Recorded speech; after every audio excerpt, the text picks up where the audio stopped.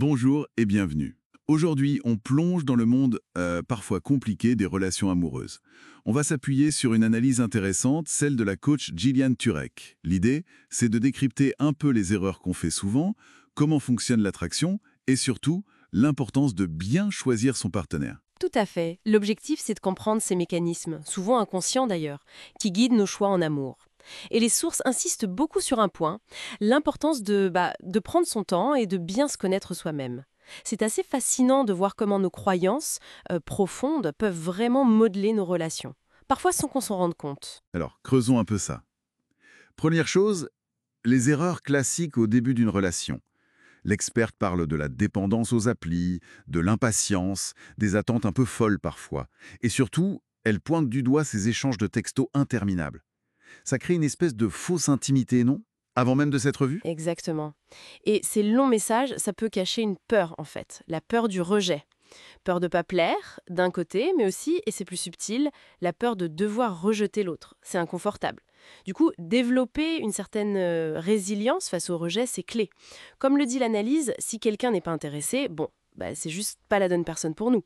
Ça dit rien sur notre valeur, hein. Hmm, intéressant. Et ça m'amène à une question que les textes soulèvent. Pourquoi on est parfois attiré, mais vraiment attiré, par des gens qui sont pas dispo ou pas intéressés? C'est un schéma qu'on voit souvent quand même. Oui, et il y a plusieurs pistes d'explication. Premièrement, la faible estime de soi. On idéalise l'autre, on le met sur un piédestal.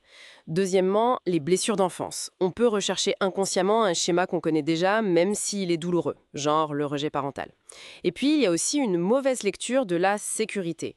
Confondre quelqu'un de distant ou contrôlant avec quelqu'un de fort. Parfois même, c'est la peur de l'intimité. Choisir quelqu'un d'indisponible, ça évite de s'engager pour de vrai, quoi. D'accord. Et le fameux coup de foudre, l'étincelle immédiate dont tout le monde parle. L'experte semble dire qu'il faut s'en méfier un peu. C'est contre-intuitif, non? Oui, c'est un point important. Le charisme, le look, le statut social. Bon, c'est attirant, bien sûr. Mais ça ne garantit absolument pas qu'on aura un bon partenaire sur le long terme. Ce qui compte vraiment, au fond, c'est le caractère, les valeurs, la capacité à écouter, à être là. Et d'ailleurs, avec la maturité, souvent, on apprend à être attiré par ces qualités plus profondes. Faut parfois oser dépasser l'absence d'étincelle au début pour découvrir une vraie compatibilité. Ok, donc si on cherche un bon partenaire, et les sources disent bien qu'il n'y a pas une seule bonne personne, comment on le reconnaît alors? C'est quoi les signes? Mais la clé, c'est de choisir, activement. C'est pas juste attendre que ça nous tombe dessus. Les critères importants, c'est là. Une personne qui nous traite bien, avec respect, c'est la base. Quelqu'un avec qui on se sent vraiment soi-même, sans masque. Ça, c'est crucial. Et bien sûr, partager des valeurs fondamentales, une vision de la vie qui soit compatible, quoi. Il y a une phrase forte dans l'analyse, la douleur d'être dans une mauvaise relation est bien pire que celle d'être seul. Choisir son partenaire, c'est vraiment une des décisions les plus impactantes pour notre bonheur. Alors, si on devait résumer pour quelqu'un qui nous écoute et qui se dit « Ok, par où je commence ?» Qu'est-ce que ça implique concrètement? Concrètement, ça veut dire que tout part de soi. Vraiment. Prendre conscience de ses propres schémas, de ses blessures peut-être, de ses vrais besoins. Pas les besoins de notre moi ado qui cherchait peut-être l'intensité avant tout, mais nos besoins d'adulte.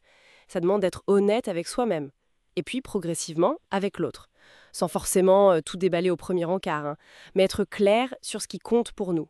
C'est une question de responsabilité personnelle et d'envie de grandir, en fait. C'est une approche qui donne le pouvoir d'agir finalement. On retient donc l'importance de se connaître, d'être patient, et de faire de l'amour un choix conscient, loin des contes de fées. C'est exactement ça.